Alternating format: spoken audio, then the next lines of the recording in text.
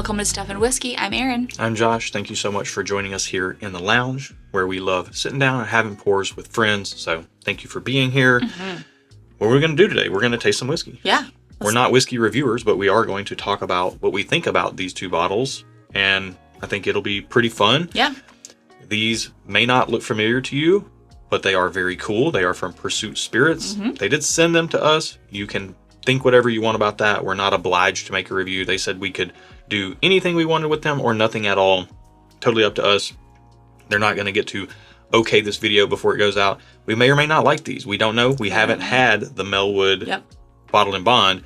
We did get to try the Derbytown recently at Seymour, Indiana Bourbon pour, amongst many other pours. So, I don't remember trying that because we had a decent amount of different things. So this is we're fresh palates now. We're coming into this, and we're going to give you our breakdown on these. First off, cool bottles. Regardless of the whiskey, these 375s, it's part of Pursuit Spirits Mellwood Legacy Collection. Okay. And the back of the bottle tells a little bit more about this, saying that the distilling legacy of Mellwood Avenue, which is where Pursuit Spirits is located, in Louisville, Kentucky, founded in 1865 by George W. Swearingen. The Mellwood Distillery became a nationally recognized brand and provided whiskey for rectifiers like George Garvin Brown, who started Brown-Forman, until the doors closed due to prohibition, pesky prohibition. Mm-hmm. General Distillers Corporation reopened the site in 1933, went on to make whiskey until 1974, until they closed down. Just so happens that the location that Pursuit Spirits opened up in happened to be on Mellwood Avenue, right where Mellwood used to be. That's cool. And the artwork, I do have to say, the artwork is very, time appropriate. I don't know, it's very retro, and I really like it. If you go on their website, which we will put in the video description below, this specific label, the Mellwood Bottled and Bond, this is an exact recreation of an old bottle, an old label, and the Derbytown too, but they actually have photos of old bottles of this on their website. That's cool. Not photos, actual bottles. They have photos of those actual bottles on their website. So that's cool. Very cool, historically accurate recreations. This feels a little bit like what Buffalo Trace was trying to do with that. They did a 5-bottle, 375 milliliter special collection of old labels. This is kind of in that same vein. It feels a little bit more fun, probably because it's not $1,000. Yeah. But you do have to be part of Pursuit's, I think they call it the P Club or something like that. It's like the Pursuit Club where you get bottles that are specifically distillery exclusives, but you can get them mailed to you. It's worth checking out. We are Pursuit Spirits fans, so we like to support them, but we don't love everything that they do. We love most of the things they do. So we'll see if these are two of those things or not. We shall. Let's get into it. Okay. We'll do the Mellwood Bottled and Bond. All we know about this is it's bottled and bond, so at least 4 years old and 100 proof. Mm-hmm. That's all we know about it. We don't know if it's any older whiskey than that, but... You know what I learned recently about the Bottled and Bond Act? Was that up until, I can't remember the year, up until the 60s, it was... 70s, I think. Maybe the 70s. Bottled and Bond meant it had to be at least 100 proof. But it could be more. It could have been more than 100 proof. But then in the 70s or 60s, I don't know the exact dates, they changed it to where Bottled and Bond meant it had to be 100 proof.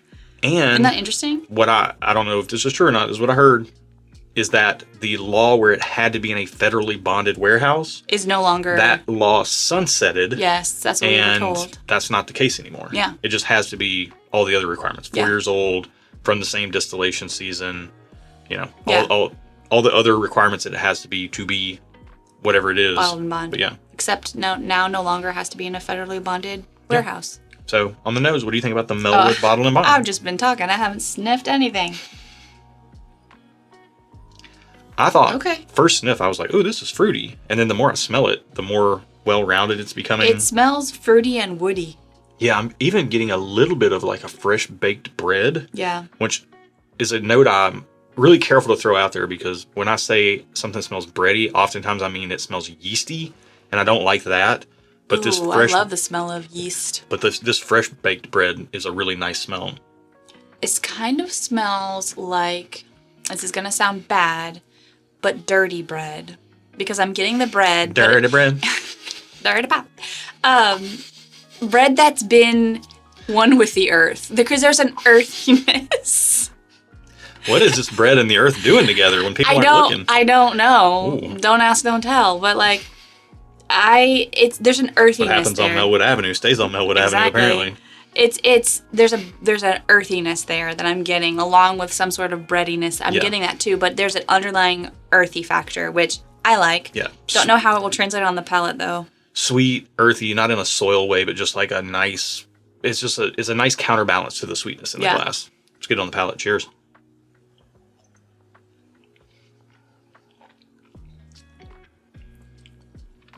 So it comes across more earthy on the palate, which is kind of what I thought it would do, based on how much earthiness I was getting on the nose. Yeah, it's got to be the barrel, right? I think so. Like that's what would give it that flavor. I need another sip because I'm not getting really any sweetness on the palate, to be honest. So the nose leads with sweetness, and it has that earthy background note, that kind of barrely, woody note.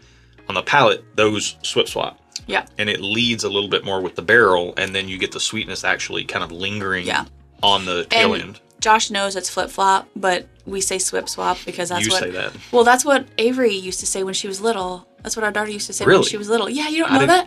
Don't even remember that. She would say swap. So worst father ever. So I started saying swap instead of flip-flop, and now he says it, but he didn't even know why. No, it's an Avery. It is a me thing now because Avery said it one time. It's an Averyism. And I thought it was really cute, so now I say swap. Oh, okay. So all right, shout there out to you Avery. go. Okay. I like this. I think it's maybe heavily earthy, and I don't know about heavily. Well, so for me, I'm finding that I have to be in the mood for earthy pours now. That's crazy. Which used to be my go-to. Like, that was what I wanted all the time. But I think I've become so accustomed to drinking bourbon, because that's what we drink mostly, that like this... We broke her down finally, guys. We did it. My tolerance threshold for sweetness has been raised. Interesting. Yeah. I am getting some sweetness on this. I actually do really like this. I like it. It just wasn't what I thought. So I need to come back in a minute after now that I have accurate expectations. Yeah, expectations are big, especially for Aaron, but honestly for everybody. When I saw this, I thought, okay, it's probably 4 years old. I was expecting light, fruity, sweet, 100 proof. I think it comes through with more flavor than 100 proof, but not more heat. I agree. It drinks 100 proof, but it has more flavor than I would expect. Yep. And I'm kind of using something like E.H. Taylor small batch or Early Times Bottled and Bond as kind of my 100 proof flavor barometer. Okay. This drinks same level of spice, heat, whatever, but more flavor than that. And what the flavor that is there, that's more of, is the barrel. And you don't really tend to get that on a 4-year or like a Bottled and Bond 4-year product. Okay. So I'm actually kind of impressed with it, to be honest with you. Yeah. I think I don't quite know what to expect from a Bottled and Bond because I don't pay attention. Sure. And they're all over the place too. Yeah. So let's get into the Derby, the Derby Town set. And we do know this is 7 years because it's age stated right there on the label. And this is a beautiful label. Let me get this up here and see if I can get it to focus. Look at that. Derby Town, 7 years old, barrel proof, 122.8 proof. Oh my gosh. That's quite a jump up in proof. Yeah, we jumping. Okay. Crisscross will make you jump. Mac Dad will make you They wore their pants and shirts backwards. Wild. Could not have been comfortable. How do you go to the bathroom? This smells fluffy. You can still take your pants off even if it's backwards. You gotta take your pants off? Well, you're a girl. I'm a girl. I always have... That's how girls go to the bathroom. What a privileged life I live, obviously. You have to take your pants off? Okay. My pants anyway, off let's talk about whiskey. Right. This smells fluffy. That's the first thing I got. Like a fluffy bunny. Fluffy bunny. That's made out of a brown bunny that's made out of caramel. Whipped caramel. Fluffy caramel. Very fluffy. Like marshmallow fluff, if there was a thing as caramel fluff. Yeah, honestly. That would be this. Yeah, like a fluffernutter, but it's make it caramel instead of marshmallow. Yeah. And no peanut butter. Doesn't Fluffernutter have peanut butter? Oh, I don't know. I'm thinking about like Stay Puffed. I'm thinking of marshmallow puff, like the stuff you can purchase in a jar if they made that with caramel. Look, I don't know if it's power suggestion or whatever. We're talking about marshmallows. This has a like marshmallow note on the nose to me. Yeah. Yeah, like I get that. A fluffy, sugary sweetness. That's very nice. Yeah, I think we just said that.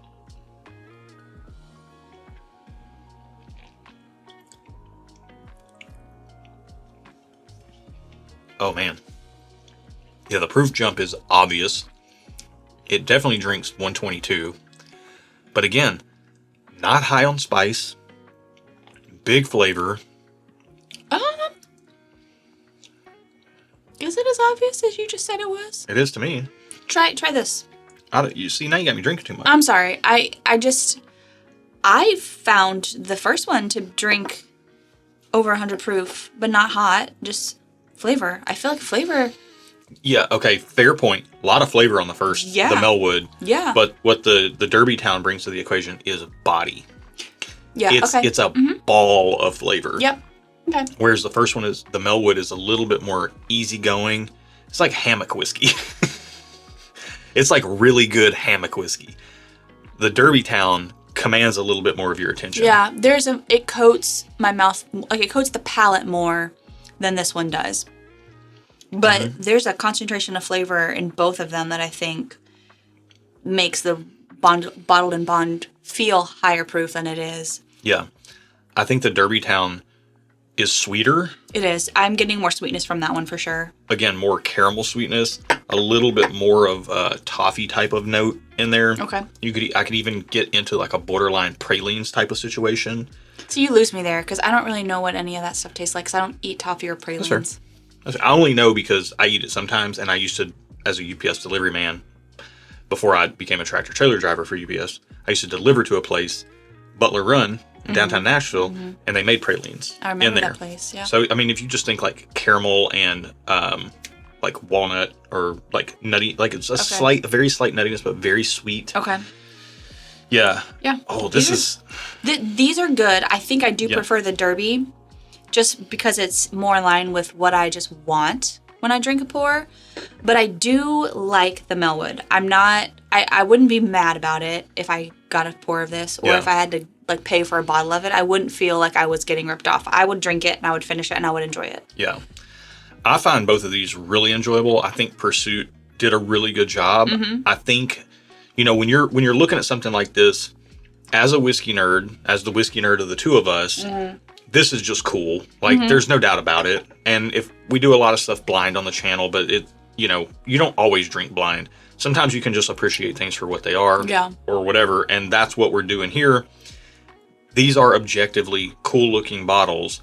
However, when I'm drinking something like this and I'm trying to be critical, and you'll have to apologize if we're both rubbing our eyes, allergy season in Tennessee is in full swing. Oh my gosh, it's horrible. And things are real itchy up in this area right now. I got it. I've been my contact has been bothering me, and I got to go take it out. Here's what I think of, because I know that Pursuit has their regular batches that they release. Yeah.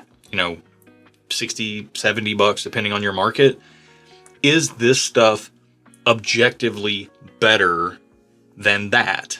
Take away the labeling, take away the marketing and all that stuff, which is very cool. Yeah. But is the whiskey in the bottle objectively better than what they're already putting out at their 108 proof batches that they do, the bourbon batches? What would you say? I would say yeah. I didn't come into this thinking that would be my conclusion. I just kind of expected this to be a different spin on what they're already doing, and I thought it might be just cool and fun. I didn't expect it to be appreciably better. And I think they really did put some time, effort, and energy into making this special release a special release for them. Yeah. So with that said, I mean, hats off to Pursuit. Kenny and Ryan do awesome stuff over there. And they're just fun, like, good people. They are whiskey enthusiasts, so it makes sense that they would put out things that whiskey enthusiasts would like. Yeah. Because they are one or two, and they know what we like because they know what they like, and they're us. Yeah. And we are them. In some weird, we are all one.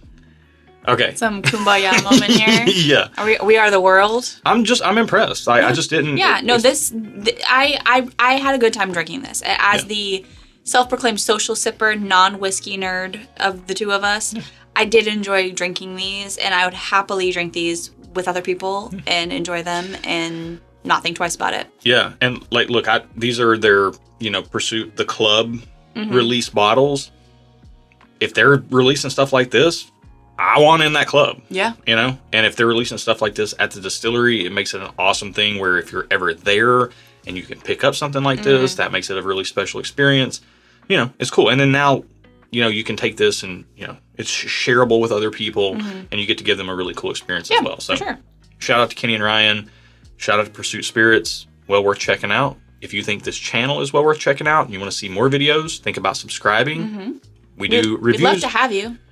We would. We do reviews like this every once in a while, although we've been doing more this year than ever in the past. Yeah. But yeah, we do a lot of blind tastings, and these would be fun to put in a blind. It would. But we'll probably do that. That might be a Patreon thing. Oh, I would love to do a blind flight with these two, proof differences aside, and a Pursuit bourbon batch, and maybe like a barrel pick from Pursuit. That could be cool. That would be a really fun blind flight. To do. Yeah, blind flight.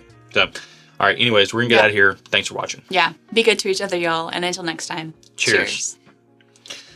That's a good idea. They killed it. About the flight. They killed these. Yeah. I'm so glad we have these. I want one more of each of these.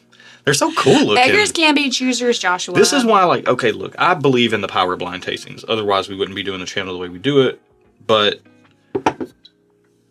these are objectively cool.